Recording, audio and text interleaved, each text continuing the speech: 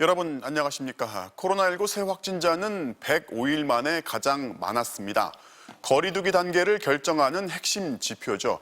지난 일주일 동안 하루 평균 국내 발생 환자 수가 이미 2.5단계 구간이지만 정부는 환자 수보다 의료적인 대응 여력이 아직 괜찮다면서 당장 단계를 격상하지 않겠다는 입장입니다.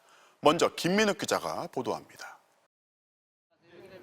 코로나19 신규 확진자는 735명, 1월 7일 869명을 기록한 뒤 105일 만에 가장 많은 수치입니다. 수도권 확진자가 64%로 여전히 유행을 주도하고 있지만 비수도권 확진자 비중도 꾸준히 상승하고 있습니다. 신규 감염 사례도 직장과 학교, 어린이집, 교회에 이어 직업 전문학교, 여행 모임 등 일상 속 다양한 공간으로 다양해지고 있습니다. 특히 지난 2주간 다른 확진자와의 접촉을 통한 연쇄 감염의 비율이 집단 감염의 2배 육박했고 감염 경로가 확인되지 않은 환자는 30%에 달해 최고치를 기록했습니다. 지인 모임으로 인한 전파가 지속되고 있습니다. 5인 이상 사적 모임 금지를 철저히 준수해 주시기 바랍니다. 지난 일주일 동안 하루 평균 국내 확진자 수는 649.8명. 거리두기 2.5단계 기준을 충족했지만 정부는 2단계와 1.5단계가 혼합된 현행 단계를 올릴 계획이 없다고 밝혔습니다. 백신 접종 등으로 위중증 환자 비중이 줄고 있어 지금의 의료 체계로 대응이 가능한 데다 막대한 경제적 피해를 감수하면서까지 단계를 올릴 상황은 아니라는 판단입니다. 대신 현장 점검을 강화하는 등 방역 조치가 실효성 있게 작동하도록 하는 방안을 추진할 계획입니다. 실내 체육시설 등에 대한 집중 점검과 함께 콜센터, 물류센터 등 고위험 사업장에 대한 표본검사와 선제검사도 확대하여 시행하여 다만 확진자가 급증해 의료체계에 한계가 예상될 경우 언제든 거리두기 격상을 검토할 수 있다고 강조했습니다. MBC 뉴스 김민욱입니다. 정부가 러시아 백신 스푸트니크 V 도입을 검토하기 시작했습니다. 다음 달부터 국내 업체들이 위탁 생산을 할 예정이다 보니 사용 허가만 난다면 국내 사용이 수월합니다. 결국 효과와 안전성이 변수인데요. 먼저 국내 도입 가능성이 얼마나 있는지 김미 기자가 보도합니다. 정부는 지난 2월 러시아 스푸트니크 V 백신에 대해서도 내부적인 검토를 하고 있다고 밝힌 바 있습니다.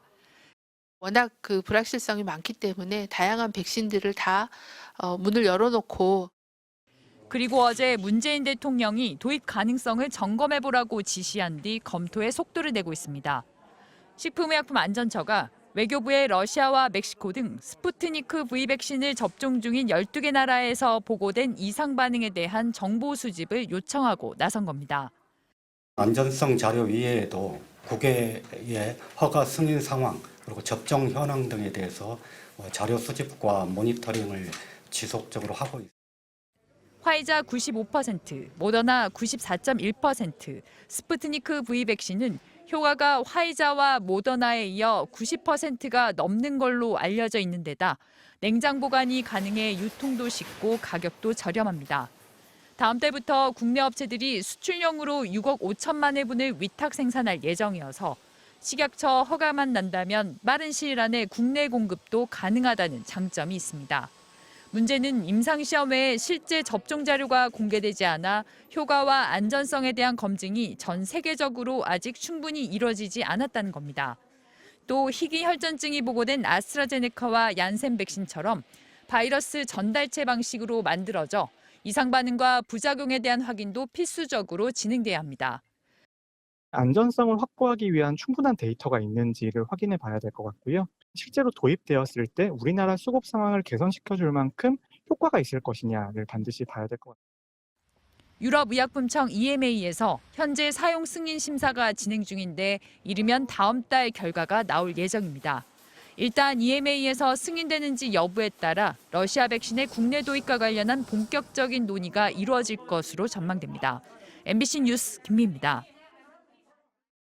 세계 최초였지만 급하게 만들었다는 이유로 맹물 의혹까지 받던 스푸트니크 V. 실제 접종 이후 90% 넘는 효과가 확인되면서 지금은 60여 개 나라에서 접종하고 있습니다. 과연 얼마나 믿고 맞을 수 있는지 신정현 기자가 다른 나라의 사례를 통해 따져봤습니다.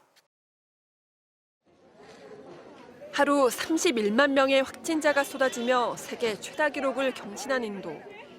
아스트라제네카와 자체 개발 백신 외에 스푸트니크 V를 긴급 사용 승인했습니다. 지난해 8월 러시아가 승인한 스푸트니크 V. Насколько мне известно, сегодня утром впервые в мире зарегистрирована вакцина против новой коронавирусной инфекции. Формирует иммунитет устойчивый. 이때까지만 해도 마지막 3상 임상시험 결과가 없어 서구 전문가들은 맹물이라고까지 혹평했습니다. 서유럽 국가들의 경우 러시아와의 정치 군사적 갈등도 도입을 주저하게 했습니다. 그런데 지난 2월 예방 효과가 91.6%에 달한다는 3상 결과에 반전이 생겼습니다. 이번 달엔 실제 백신을 맞은 러시아인들을 분석했더니 효과가 97.6%로 더 높다는 결과까지 나왔습니다. As I learned, it's basically like AstraZeneca, just really little differences. So I thought, okay, then it's good enough for me. 지금까지 스푸트니크 V를 승인한 국가는 아랍에미레이트와 아르헨티나, 멕시코, 필리핀 등 전 세계 60여 개국, 주로 남미와 아시아가 많습니다. 하지만 추가 임상 결과가 나오고 백신 물량까지 부족하자 유럽연합 내에서도 러시아 백신을 긍정적으로 검토하는 분위기입니다. So far, we have not seen any reports in the context of the information we have been able to review. 헝가리와 슬로바키아가 이미 독자적으로 백신 사용을 승인한 가운데 독일과 프랑스 등도 유럽 의약품청에 허가를 주시하며 스푸트니크 V의 도입을 검토하고 있습니다. MBC 뉴스 신정현입니다. 우리 정부가 미국과 백신 스와프, 맞교환을 협의 중인 상황에서 바이든 대통령이 다른 나라에 보낼 만큼 백신이 충분하지 않다면서 신중한 입장을 보였습니다. 하지만 미국의 백신 접종 속도가 갈수록 느려지면서 머지않아서 백신이 남아 돌 거라는 예측이 나오고 있습니다. 워싱턴 여홍규 특파원이 보도합니다. 다른 나라와의 백신 공유에 대한 질문에 바이든 미국 대통령은 당장은 힘들다면서도 여지를 남겼습니다. We don't have enough to be confident to give it send it abroad now, but I expect we're going to be able to do that. 국무부는 지금은 미국 내 접종에 집중할 때라고 밝혔습니다. First and foremost, we are focused at this stage on the vaccination effort here at home. We have a special obligation to the American people. 현재 미국의 백신 여유 분량은 어느 정도일까? 미국 질병통제예방센터 자료에 따르면 지금까지 미국 전역에 배포된 백신은 약 2억 7,790만의 분량으로 현재 남아있는 백신은 약 6,200만의 분량으로 추산됩니다. 그런데 남는 백신은 앞으로 더 늘어날 전망입니다. 지난 한 주간 하루 평균 접종 횟수가 크게 감소하며 접종 속도가 더뎌지고 있기 때문입니다. 미국 듀크대 연구진은 보고서에서 현 추세대로라면 7월 말쯤엔 약 3억 회 분량의 백신이 남을 것으로 예측했습니다. 다만 현재 접종이 중단된 얀센 백신을 다시 쓰고 아스트라제네카 백신도 사용 승인을 받는다는 전제로 나온 계산입니다. 현재 우리 정부는 백신 확보를 위해 다각도의 방안을 구상 중입니다. 글로벌 이 서플라이 체인 공급망에서 우리가 미국을 도와줄 수 있는 분야도 많이 있기 때문에 여러 가지로 저희가 미측과 협의를 할 수 있을 것으로 기대를 하고 있습니다. 미국 정부 내 사정에 밝은 외교 소식통은 미국에서 백신이 남아돌게 되는 상황에 대비해 지금부터 전방위적인 외교적 노력을 펼쳐야 한다고 강조했습니다. 워싱턴에서 MBC 뉴스 여홍규입니다.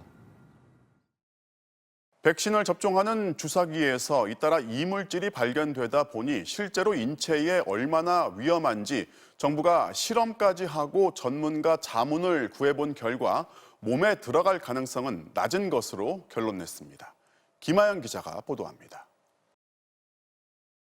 이물질이 들어있다고 추가로 신고된 4개의 최소잔여형 주사기들. 이 중 밀대와 주사바늘 등 주사기 외부에서 이물질이 발견된 2개를 제외하고 주사기 내부에서 이물질이 확인된 2개를 자세히 살펴보니 섬유질로 추정되는 미세한 이물질이 있거나 작은 검은색 조각이 보입니다. 이 가운데 1개 주사기에 증류수를 넣어 주사바늘로 빼냈더니 이물질은 바늘을 통과하지 못하고 액체만 빠져나옵니다. 또 다른 주사기에는 백신을 넣고 주사했더니 이번에도 이물질은 바늘을 통과하지 못했습니다. 다 된 거 아닌가요? 예, 다 됐습니다. 식품의약품안전처는 이물질이 주사기를 통해 인체로 주입될 가능성은 낮고 백신의 효과에도 영향을 끼치진 않을 거란 결론을 내놨습니다. 전문가 자문 결과 백신의 유효성 같은 경우는 이물의 영향은 크지 않을 것이라고 의견들을 주셨습니다. 다만 엄격한 품질 관리가 중요한 만큼 문제가 된 업체 2곳의 제조 공정을 현장 점검하고 접종 전에 주사기를 반드시 확인하도록 할 방침입니다. 백신 접종과 관련한 피해 보상 속도도 빨라집니다. 정부는 백신 접종 뒤 사지마비 증상을 보인 40대 간호조무사에 대해 피해 보상 심사 전에도 긴급 복지 지원 제도를 이용해 의료비를 지원하겠다고 밝혔습니다. 앞으로 재산 5억 4천만 원 이하 중위소득 100% 이하인 경우 백신 부작용에 따른 치료비를 지원받을 수 있습니다. 환자와 보호자를 직접 만나 위로를 전하고 지원 방안을 강구할 예정입니다. 기존의 복지 제도를 우선 연계하여 의료비가 지원되도록. 오늘부터 75세 이상에 대한 화이자 백신 2차 접종이 시작됐고 백신 1차 접종자 수는 200만 명을 넘어섰습니다. MBC 뉴스 김아영입니다.